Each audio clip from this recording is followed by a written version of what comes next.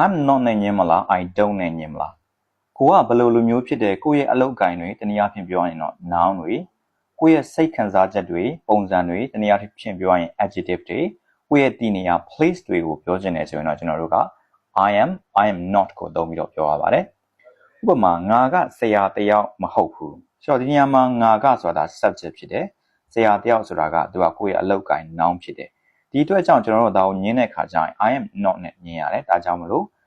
I am not a teacher ငါဆရာတယောက်မဟုတ်ဘူးငါမပျော်ဘူး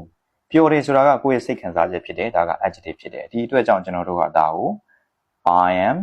not happy ဒါလိုပဲပြောရပါတယ် I don't happy လို့မပြောပါဘူးအဲ့လိုပဲငါကအရက်မရှိဘူးအရက်ရှိတယ်ဆိုတာဒါကိုယ့်ရဲ့ပုံစံကိုပြောလိုက်တာ adjective ကိုပြောလိုက်တာเนาะဆိုတော့ဒါလည်းအတူတူပဲ I am not tall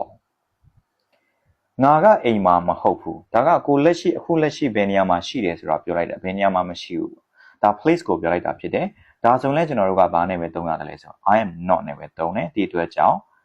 I am not at home ငါကအိမ်မှာမဟုတ်ဘူးအဲ့တော့တနည်းအားဖြင့်ပြောရင်ကျွန်တော်တို့က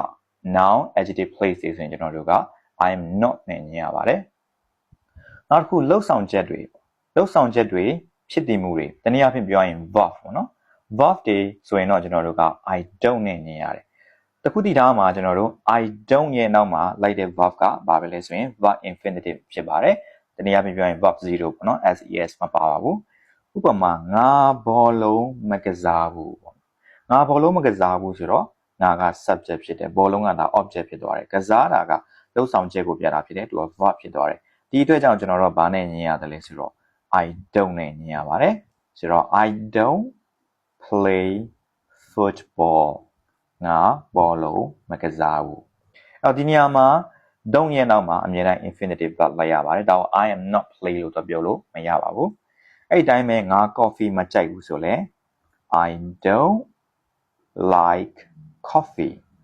ငါ coffee မကြိုက်ဘူးဒီနေရာမှာလည်းအတူတူပဲ I am not like coffee လို့တွားပြီးတော့ပြောလို့မရပါဘူး okay ဒါဆိုရင်တော့ I am not နဲ့ I don't ရဲ့အဓိပ္ပာယ်လည်းနားလည်သွားမယ်လို့ထင်တယ် basic ကနေစပြီးတော့လေ့လာခြင်းတဲ့သူတွေအတွက်ဇူလိုင်လ6ရက်နေ့မှာစဖွင့်မဲ့ basic first grade class လေးရှိပါတယ်လာပြီးတော့စုံစမ်းနိုင်ပါတယ် okay ဒီစာကြောင်းလေးကိုကျွန်တော်တို့ comment ထဲမှာရေးခဲ့ကြည့်အောင်ငါနောက်မကြဘူး